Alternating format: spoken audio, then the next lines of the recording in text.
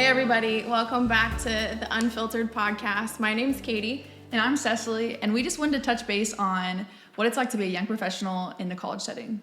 So, starting off with something that I do. Right now I'm in my third year of my PhD. I'm a graduate teaching assistant. I worked in athletics as a tutor, and I also teach group exercise at the rec center. So whatever population in the college that I could be in, I am in. So Yes, you're all in it. Cess. Exactly. Exactly. And then I am a strength coach at KU, so I also work with KU athletes and just around the college age a lot.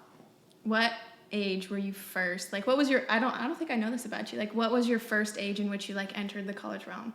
Like, how old was I? Yeah, how old were you when you like were a professional? Yeah, I was 23. Me too. Yeah. I was 23. Yeah. Yeah, I was 23, and so that was an adjustment because there was athletes that I was coaching that were older than me, and I'm sure you've came across that too. There's college age kids that you're technically leading. Yeah, you know, the same I had age or older. just graduated with my master's, and I got hired as an adjunct professor. And one of the weirdest situations ever happened is, and me and this individual didn't know it, but I walked into a classroom, and somebody that I was actually friends with was now my student. Like, I was very good friends with them, and now they were my students. So, like, as a 23-year-old, you have anywhere from, like, 18 to, like, 23, 24, maybe even 25, depending on how long they've been in school.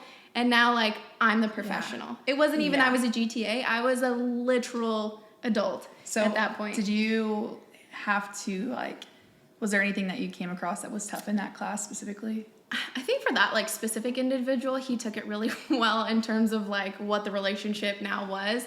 I was afraid because, like, sometimes I feel like people want to take advantage of you because you're their age, or like, oh, you understand because you're my age. But he was really great about it. He was honestly like my saving grace in that class too, because he actually like participated and did stuff with me, and he was kind of like the example student that I was like, oh, thank God for you. So yeah, I was going to say, I feel like it's not always that way. I feel like sometimes you have a friend or somebody that you know that you're teaching or coaching, and they kind of almost want to take advantage of you and see how much they can get away with. That they wouldn't have done before. So for me, I was an intern at K-State during my undergrad, and so I was helping athletes that were literally my age, because I was in the midst of like, hey, these are my friends. Like, some people I knew before I was even interning, so that was just hard to navigate. And hey, it's okay, we're all with it.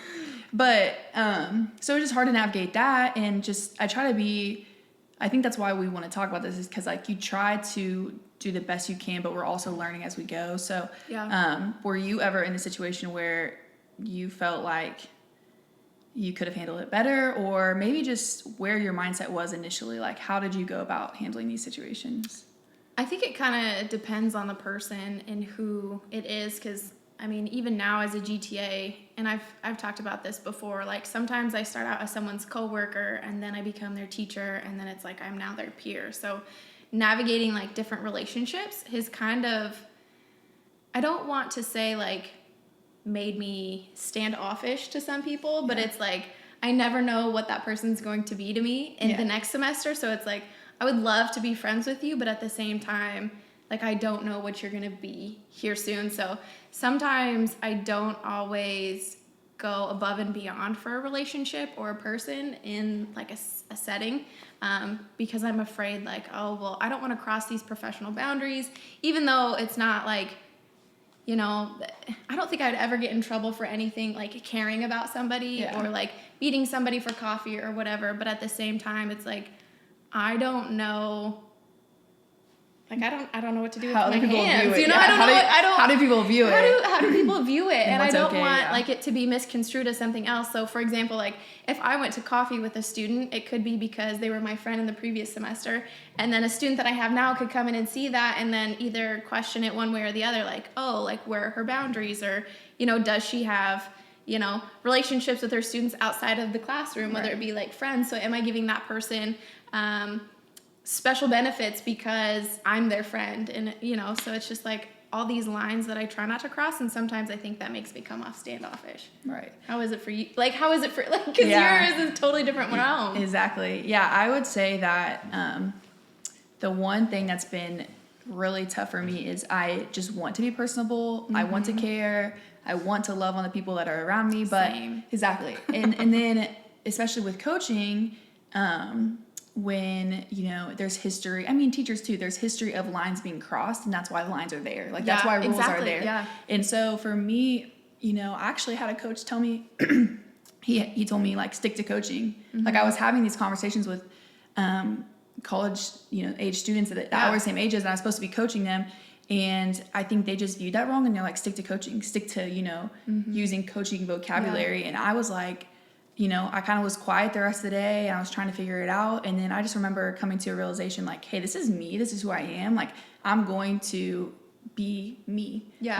I'm gonna be the coach that I am. And I'm not gonna try to be somebody else. And I know what's not professional. Like, I'm not gonna do those things, but I'm gonna be caring. I'm gonna be kind. I'm gonna care about their life outside of sports. So I think just kind of having to, like, figure out who you are and, you know, what's appropriate. But then also it's like, you don't have to stay in the box of what they're trying to put that's you in. really helped me as well, is like figuring out who I am, because I reflect back on teachers that were really impactful to me, and it's like they didn't always stick to this little box of like being a teacher, and that's all they were to you, you know. And so thinking back and being like, I want to be that person. And so being able to step into that, I've seen so many students who, like, as a professional, it's like people they don't always thank you in the moment, but sometimes they come back and they thank you afterwards. And I can't tell you how many times, like, that has meant something to me, that a student has reached out after months or even after, like, years. Or somebody one time sent me a video,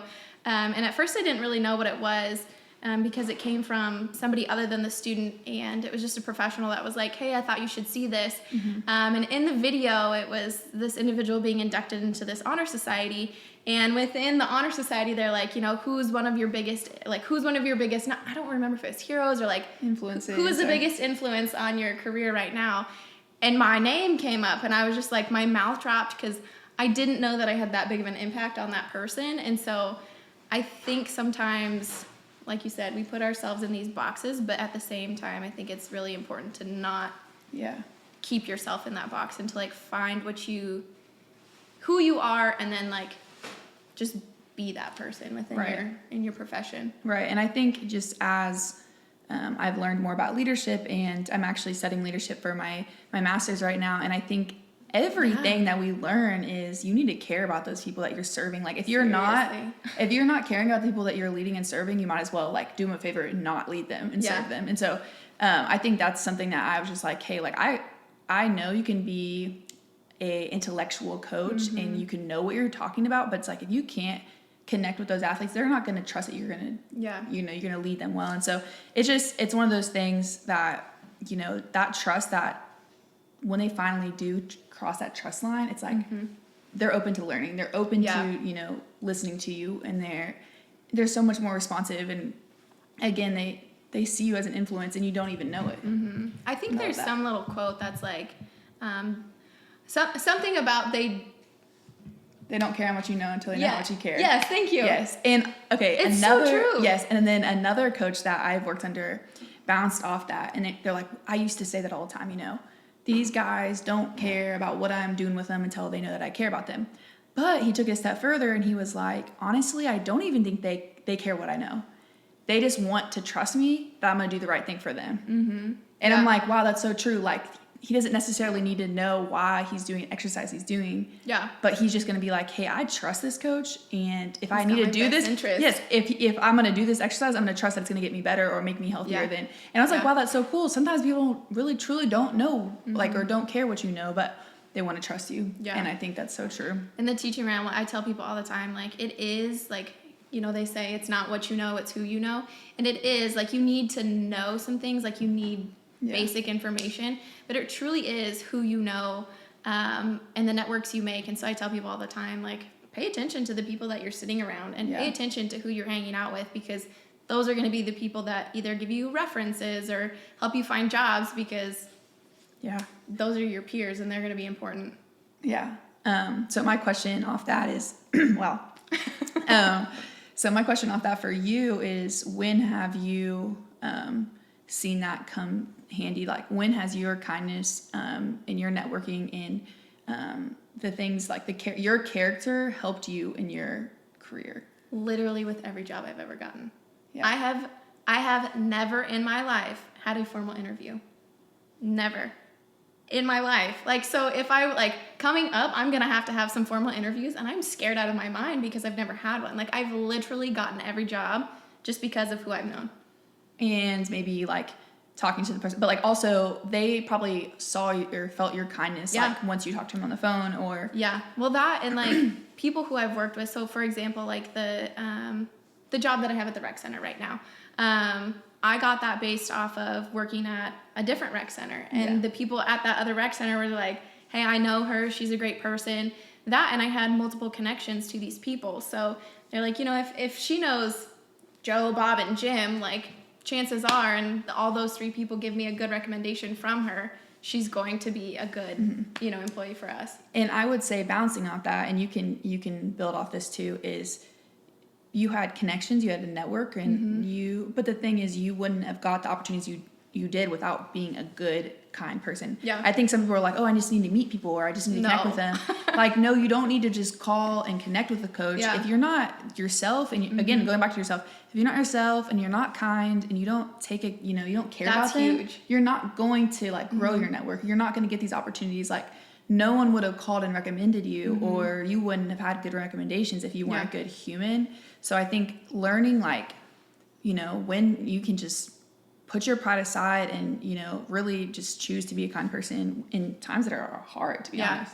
I think you bring up a good point, and we always talk about how, or I always joke about how I'm not always the greatest at first impressions, but it's really come in handy because I have just always been me, and I feel like you do the same exact thing. When you're meeting somebody, it's easy to see, like, your heart and your genuineness and your kindness, and then it's like, wow, but she's also intelligent on top of that. So it's like you have this, like, triple threat thing. Like, you're kind, you're personable, and, like, you know so many people. But at the same time, like, so many people try to, like, put themselves, again, going back to the box theory, like, they put themselves in these boxes, and they try to be who that person wants them to be, as opposed to, like, who they are. Like, if you have to change who you are for a job, that job probably isn't for you. Yeah, 100%. Like, if you can't be who you are and, like, play out your theory or your, you know, your personal morals in that job probably isn't for you. Yeah. And soon enough, you're not going to like it as well, because sooner or later, like, the real you is going to come out and be consistent. And, you know, if those people don't like it, then it's like, you're going to lose that job. So save yourself some trouble. Yeah. Be who you 100%. are and just, you know. And I think as a young professional, so this is good for anybody younger that listening to it, is like, you don't think that when you're younger. You think, I just need to get a job. Like, it's okay for me to, you know, like, I mean, I don't know if you ever felt this way, but I did. I felt like, hey, that's a, you know, a big time school, or that's a big time coach. I wouldn't work under them. And it's like, but if they don't really value the same things you value, if, you know, the people working for them aren't, you know, genuine, kind people that want to work hard and have similar mindsets as you, it's honestly not worth it. And I didn't think I could go into an interview and quote unquote interview them too, because that's my job. Yeah. But I learned, like, wow, I have to, you know, you have to consider yourself when you're getting a job. And I think when you just don't have a job, you're leaving college, you think that I need to take the first thing I get, or you need to take the best opportunity you get. When sometimes people settle, I feel like. Absolutely. And there's a time, so talk about this too. I think there's a time where you need to be able to work for free. There's a time that you need to be able to work for experience. And, you know, what does that look like for you? Have you ever had to work just because you knew that was the best thing for the future?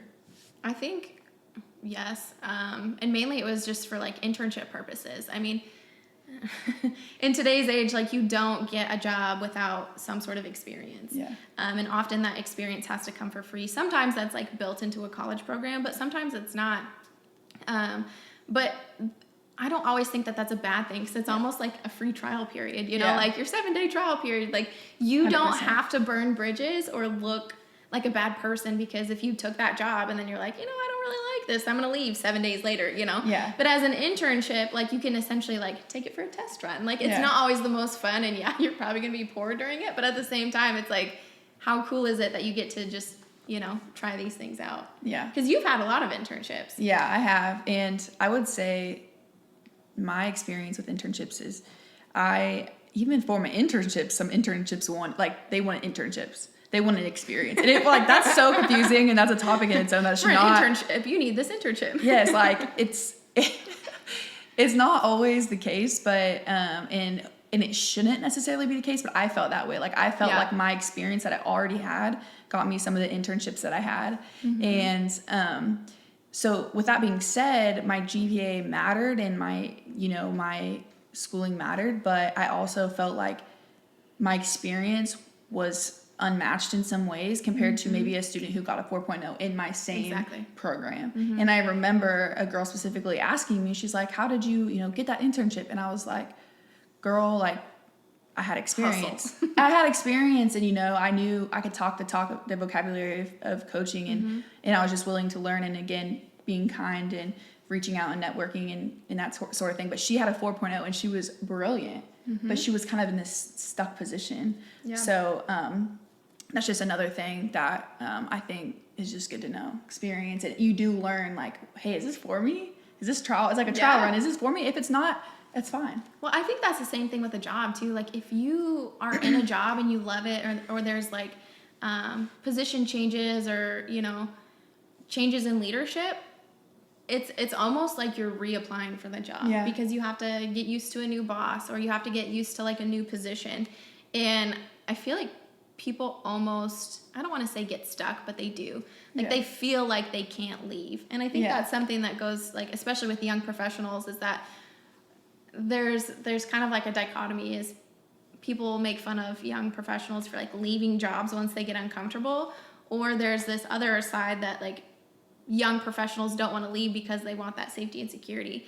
And to both of those, I just say, like, if you're uncomfortable or if you want to leave, go. Like, there's no point in working if you're not going to be happy. Like, yes, there's a time to like stick it out and just work through it, because work isn't always going to be fun. But at the same time, like, if you are unhappy or just, morally things aren't lining up, like, it's okay to go. Yeah, for sure. That's a good discussion in itself. There are days that you aren't going to love. There's going to be days that are harder.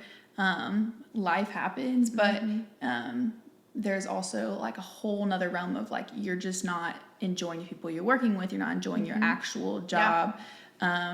Day in, day out, and you've already checked to see if it was you. Like, check to see if yourself is the issue. Like, we don't do that enough. You? Yeah. I mean, we don't do that enough. Your attitude. Absolutely. Exactly. I feel like we just don't do that enough in life. Like, hey, is this my problem, or is this, like the job, or is this the people around me? Yeah. So many times we want to put it on something else. Yeah. It's like, okay, well, maybe you're the issue. Are you pessimistic? Yeah, exactly. So I think it's a good thing to be able to check yourself. Check your pride, check your, motives too. It's like, are you just trying to leave because you want more money? All right, let's check that again too. Yeah. So I think that's something that is definitely, it makes a big difference. So one of my questions for you is, what is your favorite part about your job? Because I know that you have a lot of favorites, but I really want to know like what your favorite part about your job is. Yeah, I love college age. They're so... Like, the athletes are they're so fun. They've got personalities. They're figuring out themselves. They're moldable, but they're vulnerable. They like I said, they want to have fun. They want to have a good time. They want to get better, but they also they're vulnerable. They're moldable. They're going to become who they are in college. True. Yeah. And I think that's so fun to get to develop athletes at that age. You get to be a part of that. Yeah, I get to be a part of that, and like a part of that with their bodies, but then also just personally, mentally, like all those things, get a little piece of that. So that's fun. What about you? I'm just gonna retweet that. No, because that's so true. That's so true. Honestly, like I mean, I remember being in college and all the people who were really influential in my life, and like those are still people who I contact regularly. Like, hey, thank you so much for this or that, or just reaching out to them for life advice or certain situations. But now I get to be that for certain people, and I think honestly, it's selfish. It's a selfish thing that I just like to love on people, and I like to know people and hear their stories and just learn. Because in my position, like, I'm a teacher, but I learn so much from the people who are sitting in the seats than I will ever be able to teach them. Yeah. And I think that's the coolest part. So for me, it's kind of a selfish thing. So it's like, I want to learn, and I want to learn about you, and I want to learn about me. And that happens just me standing up lecturing about certain things. So that, and I just get to be a part of their lives. And so maybe they might not remember me 20 years from now, but like I was still a part of their life, and I think that's really cool. So. Yeah, and we get to see them grow and learn within our Seriously, realms. I feel such like a mom Yeah, pride too. sometimes Like I do. when I see them like graduate or something, or like they call me, or there was this one student who had a baby in the middle of one of the semesters, and he would send me pictures of his child, and he's so like, fun. "Do you remember?" Like. It was just the coolest thing ever that I was like, okay, like you remember that I was that impactful in your life, that you are keeping me up to date with your life. Right. And I just think that's so cool. So yeah, one last thing is, yeah, you were saying you got pictures from a student, and yeah, I've sent music to students, like that we all the bonded time. on music. I love it when they send me I music. think it's just going back to like memes. what's that my love language. professional line, and I think we know like so many things can be done in secret, but it's like if you obviously no one's seeing like who sent you a picture, who sent music, and I think it's character. It's like knowing really that like it's not like you could show a whole message thread and there's nothing wrong about it. Yeah. But I think it's okay to love on and be personable with the people that you're working with. I think that's totally okay. Screenshot it. I said what I said. Exactly. And I can back it up with intentions. Exactly. Okay, so real quick, last thing. If you could be somebody or something else, what would you do? So when I was little, I wanted to be a hotel and pool manager because I just wanted to swim in the pool all the time. Like that's all I wanted to be when I grew up. But now, if I had to choose a totally different life, I'd be a flight attendant, and that's purely based on the fact that I'm addicted to travel. Yeah, that's awesome. I love that. I want to know, like, what Goodness. did you want to be when you grew up? And then, like, what if you couldn't be what you are right now? What would you do? So, actually, a couple of our coworkers asked me that this week, and I'm like, I don't even know. Yeah, I'm not even sure. So, I mean, when I was growing up, I wanted to be like an architect or interior designer. Yeah, so I have tons of drawings of like things that I've done. I could see that. Yeah, and you are so artistic too. I don't know. Like sometimes I get these waves of being artsy, but. So that was super fun. I was doing that in grade school, like just drawing out layouts of houses and putting stuff together. It's so fun. And if I felt really confident, like I think I would love to do that still, but I feel like you are good at that now. I don't know, but so either something like that or just like a life coach. I think that'd be so. You'd be so good at that too. I would have so much fun with that. So I think about those things. So yeah. But yeah, there's our spiel about being young professionals. If you have questions, let us know. We'd be happy to answer them, or like a specific question for either one of us, or just general questions about our pathway in our careers, or just how we got to where we got, like what internships we took, what our education looks like as well, or like who we know, because I always say like you absorb people's networks. So like once you know somebody and you meet them and you form a relationship with them, you absorb that person's network. Again, and like if you can say something good about me and then someone asks you something, you'll be like, good okay, reference for you. Yes. You could be like, okay, I have this friend, and trust you. you. That's like the 6 degrees of separation too, is like there's only 6 people between me and whoever you want to name. And so as long as you have a big network, like that gets smaller and smaller. So like between the two of us, it's probably like 2 degrees of separation now. Literally. But anyways, yeah, that's all we have for you guys, and I hope you guys enjoyed it. Yes. Thanks for tuning in.